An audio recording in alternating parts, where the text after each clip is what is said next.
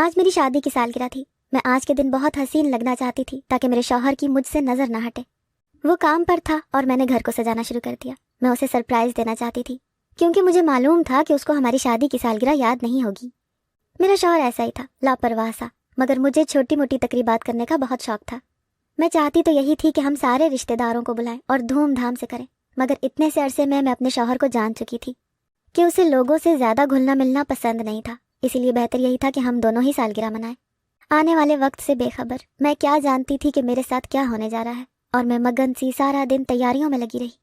اپنے شوہر کی پسند کا کھانا بنایا اور اچھے سے تیار ہو کر اس کا انتظار کرنے لگی۔ جیسے جیسے وقت گزرتا جا رہا تھا میری تشویش بڑھنے لگی کہ یہ اب تک تو میرے شوہر کو گھر واپس آ جانا چاہیے تھا۔ رات کے 10 بج گئے، کھانا ٹھنڈا ہو گیا لیکن میرا شوہر نہیں آیا۔ مجھے بہت غصہ آ رہا تھا کہ آج کے دن تو اسے جلدی آ جانا چاہیے تھا، یہاں تک کہ مجھے انتظار کرتے کرتے رات کے 12 بج گئے۔ تھک ہار کر میں کمرے میں جانے لگی جب میرا شوہر شراب کے نشے میں ڈولتا ہوا گھر میں داخل ہوا۔ میں اسے یوں دیکھ کر دنگ رہ گئی تھی۔ یہ سب کیا تھا؟ میری ساری تیاری، کھانا، سب کچھ دھرا کا دھرا رہ گیا کیونکہ میرے شوہر کو تو کوئی ہوش ہی نہیں تھا۔ اس کے پاس سے سخت بدبو آ رہی تھی۔ میں نے اسے خود سے پرے ہٹاتے ہوئے غصے سے پوچھا، تم نشہ کر کے آئے ہو؟ وہ جھومتا ہوا بولا، نہیں میں نشے میں تو نہیں ہوں، مجھے تو بس چکر آ رہے ہیں، مجھے اندر لے جاؤ۔ میں اسے یوں دیکھ کر ہکا بکا رہ گئی تھی۔ میں نے اسے دھکا دیا تو وہ نیچے گر گیا۔ اسے بہت غصہ آیا اور اس نے اٹھ کر میرا بازو مڑوڑا اور کہنے لگا، تمہاری اتنی ہمت کہ تم مجھے دھکا دے کر گراؤ۔ میں نے بھی غصے سے کہا، حالت دیکھو اپنی، نشہ کر کے تم آ رہے ہو اور باتیں مجھے سنا رہے ہو، تمہیں یوں گھر میں آتے شرم کرنی چاہیے تھی۔ کہنے لگا، میں کوئی اکیلا ہوں جو پی کر گھر آیا ہوں؟ پارٹی میں آئے سبھی ایسے ہی پی کر اپنے گھروں کو گئے ہیں، مگر کسی کی بیوی ایسے جاتے ہی اس پر چیخنے نہیں لگ گئی ہوگی، مگر تم تو چھوٹے گھر کی ہو تو ثابت کرنا ہی ہے نا تم نے۔ جاہل عورت آتے ہی پیچھے پڑ گئی۔ اس کی باتیں میرے تن بدن میں آگ لگانے کو کافی تھی۔ ایک تو وہ نشہ کر کے آیا تھا اور اب بجائے معافی مانگنے کے مجھے باتیں سنا رہا تھا۔ میں نے بھی اسے خوب باتیں سنائی اور ہماری لڑائی شروع ہو گئی۔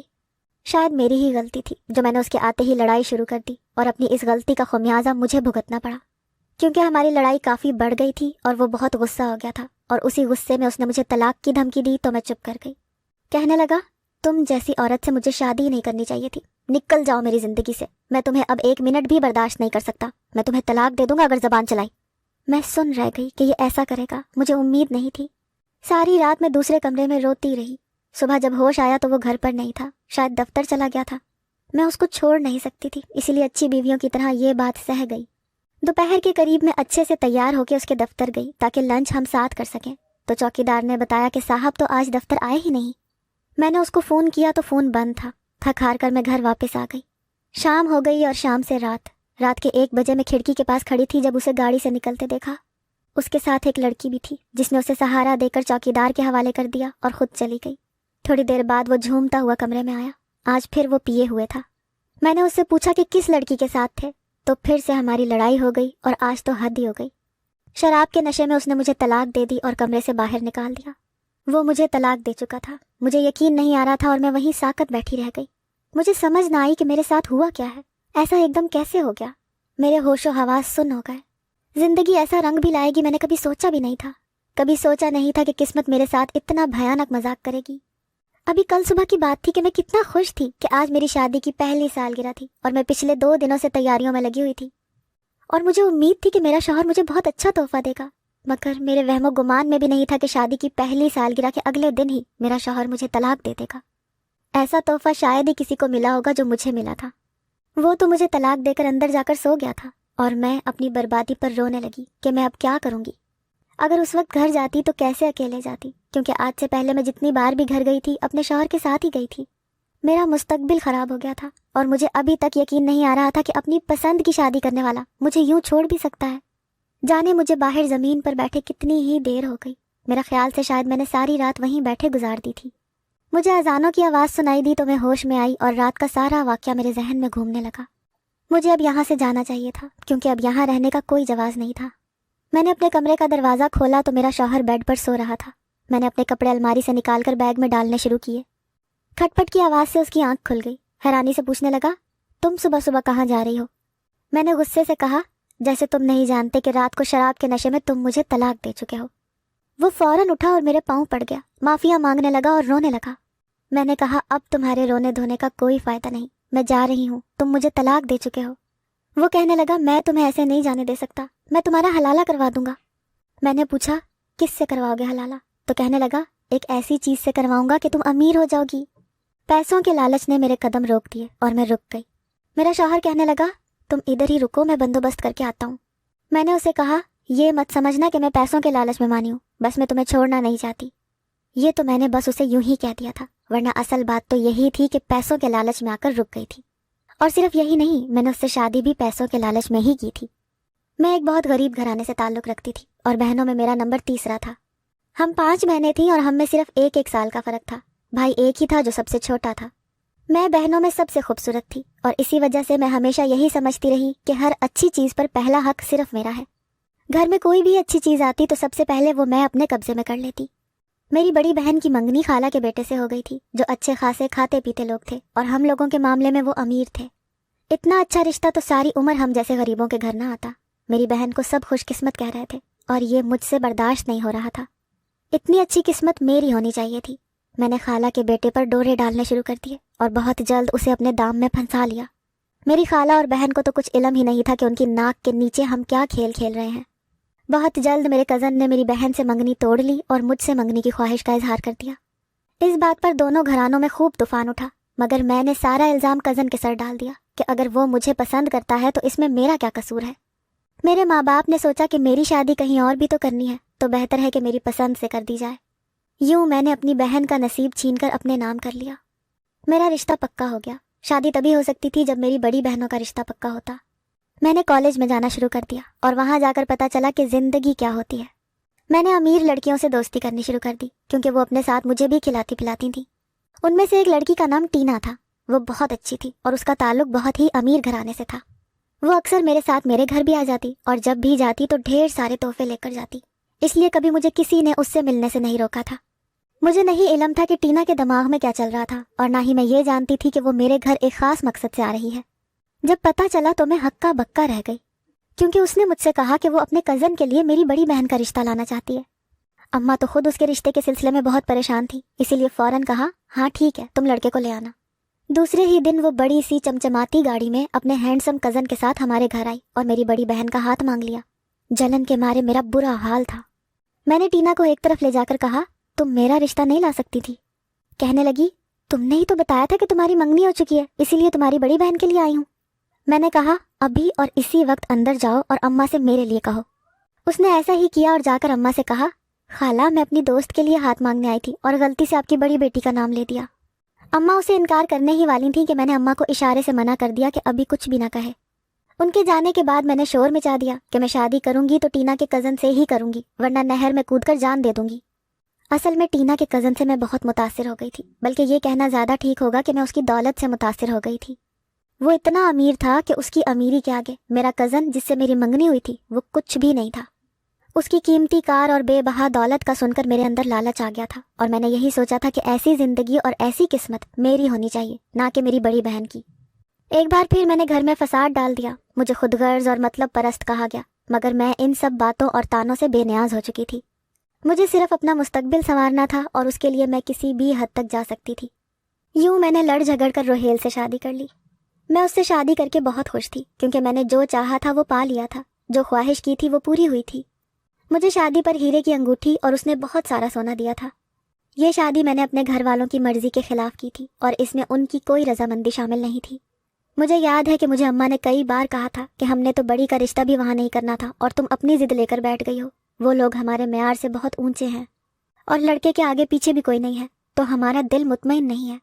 مگر میرا تو تھا نا، کیونکہ میں ٹینا کو اچھے سے جانتی تھی۔ وہ مجھ سے بہت مخلص تھی اور میرے لیے کوئی غلط فیصلہ نہیں کر سکتی تھی۔ وہ ٹینا کا کزن تھا، اس لیے میں بے فکر تھی۔ شادی کے بعد تو میں جیسے ہواؤں میں اڑنے لگی تھی کیونکہ وہ میرا بہت خیال رکھتا تھا۔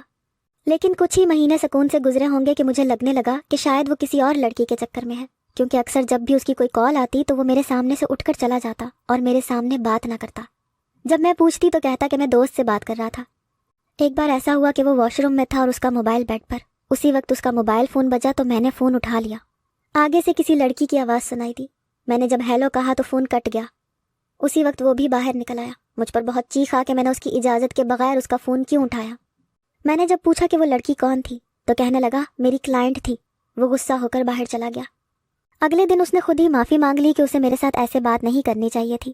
میں نے اسے معاف تو کر دیا تھا مگر میں الجھن میں تھی کیونکہ اس لڑکی کی آواز مجھے جانی پہچانی لگی تھی۔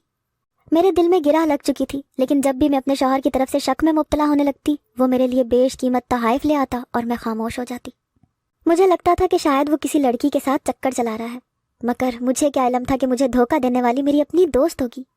وہ ٹینا تھی جس کو میں نے اپنے شوہر کے ساتھ دیکھا تھا، اور اسی کی وجہ سے آج ہمارا جھگڑا ہوا اور آخر طلاق ہو گئی۔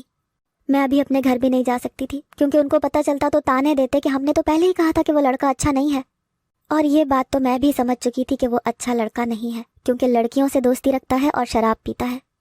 مگر اب جب اس نے حلالے کے بدلے مجھے پیسوں کی پیشکش کی تھی تو میں نے یہی پلان بنایا تھا کہ اس کی ساری دولت اب اپنے قبضے میں کروں گی اور پھر اسے چھوڑ دوں گی، پھر چاہے وہ ٹینا سے شادی کرتا یا کسی اور سے، مجھے کوئی فرق نہ پڑتا۔ میں نے سوچا کہ دولت کے لیے میں نے اس سے شادی کی تھی اور اب دولت تو حاصل کر کے رہوں گی۔ میں انہی سوچوں میں مصروف تھی کہ وہ ٹینا کے ساتھ اندر داخل ہوا۔ اسے دیکھ کر مجھے بہت غصہ آیا اور میں نے اس سے کہا کہ تم میرے ساتھ اتنا بڑا دھوکہ کرو گی میں سوچ بھی نہیں سکتی تھی، میرے ہی شوہر کو پھانس دے تمہیں شرم نہیں آئی؟ وہ کہنے لگی تم مجھے غلط سمجھ رہی ہو، میں اگر چاہتی تو تمہاری شادی اس سے کروانے کے بجائے خود اس سے شادی کر لیتی، مگر میرا ایسا کوئی ارادہ ہی نہیں تھا۔ کل کلب میں اس نے کچھ زیادہ ہی پی لی تھی تو میں اسے چھوڑنے آ گئی تھی تاکہ کوئی ایکسیڈنٹ نہ ہو جائے۔ اس کی وضاحت سن کر مجھے یقین آ گیا کیونکہ اگر وہ واقعی چاہتی تو اس سے شادی کر سکتی تھی، وہ یہاں مجھے وضاحت دینے آئی تھی۔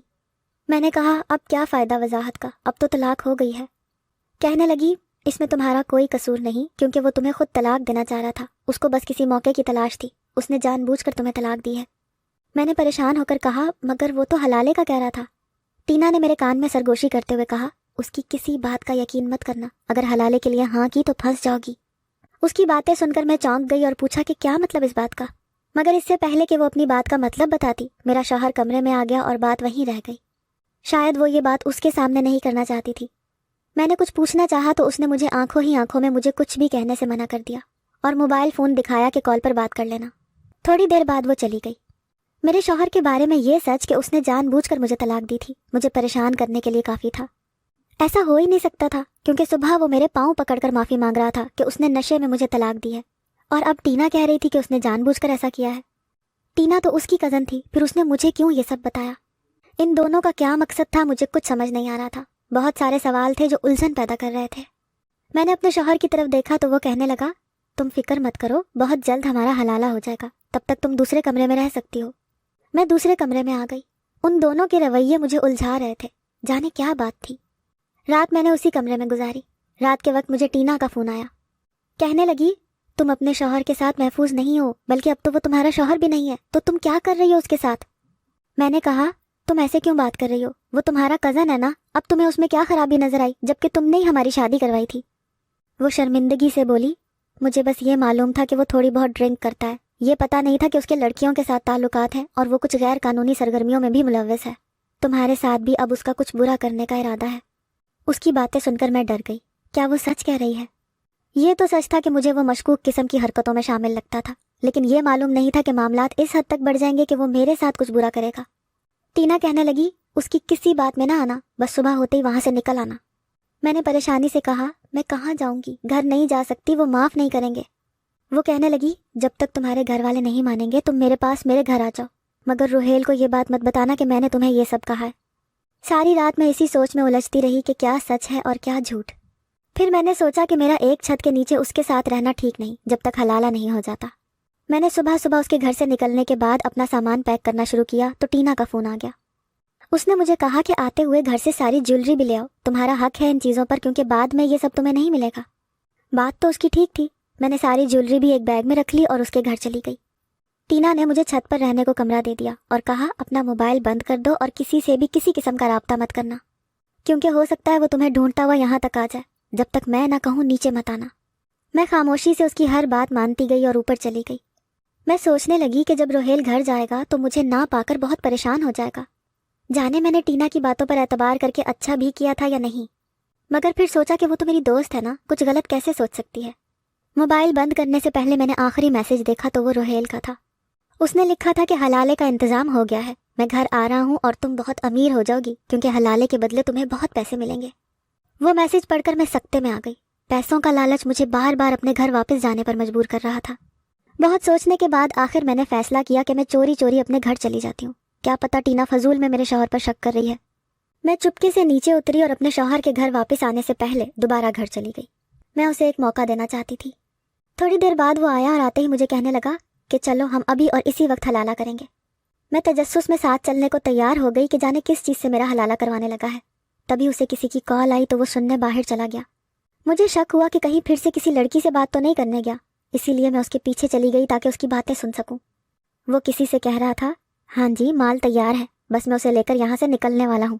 جناب بتایا تو ہے اب وہ میری بیوی نہیں ہے، اسے طلاق دے چکا ہوں، بس اب وہ آپ کی ہوئی، میرے پیسے تیار رکھیں. وہ اور بھی پتہ نہیں کیا کچھ کہہ رہا تھا مگر میرے حواس سن ہو گئے. دل پھٹنے جیسا ہو گیا.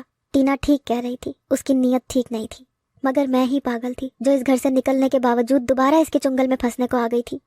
میں نے اپنا جیولری والا بیگ اٹھایا اور اس کو باتیں کرتا چھوڑ کر جلدی سے اس کے گھر سے نکل کر ٹینا کے گھر پہنچ گئی. مجھے دیکھ کر وہ بہت غصے میں بولی، تم بغیر بتائے کہاں چلی گئی تھی؟ میں اتنا پریشان ہو گئی تھی. میں نے اسے ساری بات بتانے کا سوچا مگر پھر جھوٹ کہہ دیا. میں اپنے گھر والوں سے ملنے گئی تھی مگر انہوں نے مجھے معاف کرنے سے انکار کر دیا اور نہ ہی گھر میں رہنے کو جگہ دی.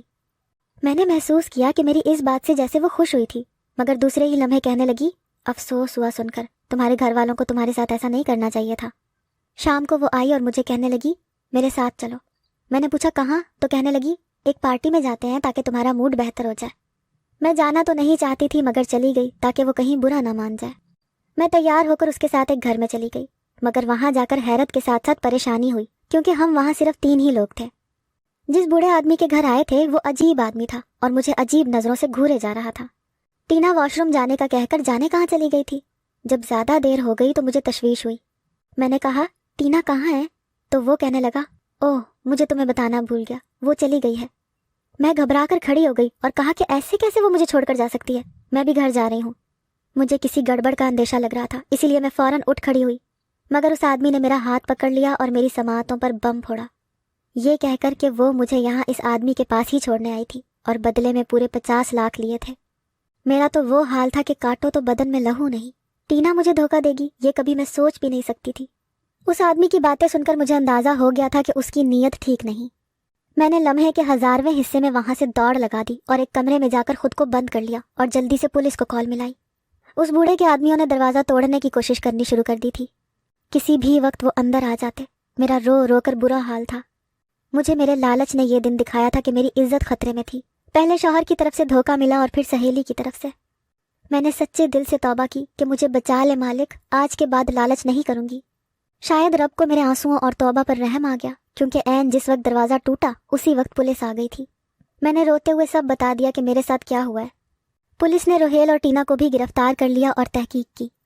کچھ دنوں بعد مجھے پتہ چلا کہ میرا سابقہ شوہر روہیل اور ٹینا یہ مل کر ایک گروہ کے لیے کام کرتے تھے جو میری جیسی مڈل کلاس لڑکیوں کو جو امیر ہونا چاہتی تھیں ان کو اپنے جال میں پھنساتے تھے اور پھر روہیل کچھ وقت ان کے ساتھ گزار کر کسی بہانے لڑکی کو طلاق دے دیتا اور پھر حلالے کے بہانے لڑکی کو آگے بیچ دیتا.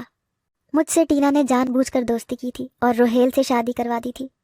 کچھ عرصہ سب ٹھیک چلتا رہا مگر پھر پیسوں کو لے کر ان دونوں کے بیچ انبن ہوئی تو ٹینا نے اپنا کام دھندا علیحدہ کرنے کا فیصلہ کیا اور روہیل سے بدلہ لینے کے لیے مجھے استعمال کیا. روہیل مجھے عرب کے ایک شیخ کے ہاتھوں 1 کروڑ میں بیچ چکا تھا مگر وہ ٹینا کو بہت کم کمیشن دے رہا تھا جس کی وجہ سے ٹینا نے مجھے اپنی باتوں میں الجھا لیا اور اپنے گھر لے آئی اور میرا سودا کر کے مجھے اس عیاش امیر بوڑھے کے گھر لے گئی. وہ تو میری قسمت اچھی تھی جو میں بچ گئی ورنہ میرا حال بھی وہی ہوتا جو مجھ سے پہلی لڑکیوں کا ہو چکا تھا. پولیس نے ان کے پورے گروہ کو گرفتار کر لیا. میں اپنے گھر گئی اور اپنے والدین کے پاؤں پکڑ کر ان سے معافی مانگی کیونکہ میں اپنے لالچ کے ہاتھوں برباد ہوتے ہوتے بچی تھی اور اب مجھے اچھے سے سمجھ آ چکا تھا کہ میں کتنی غلط تھی جو پیسوں کے لالچ میں حد سے گزر گئی تھی کہ اپنے اتنے اچھے کزن کو بھی ٹھکرا دیا جس سے میری منگنی ہوئی تھی. اب تو مجھے وہ بھی نہیں مل سکتا تھا کیونکہ میری بڑی بہن کی شادی اس سے ہو گئی تھی اور اب میں تنہا تھی اور خالی ہاتھ کیونکہ مجھے آج تک جو جیولری وہ دیتا رہا تھا وہ سب نکلی تھی. میں آج بھی وہیں کھڑی تھی جہاں شادی سے پہلے تھی. 1 سال اور اپنے قیمتی جذبات ایک بے مول شخص کے لیے ضائع کرنے کے بعد میرے ہاتھ کچھ نہیں لگا تھا.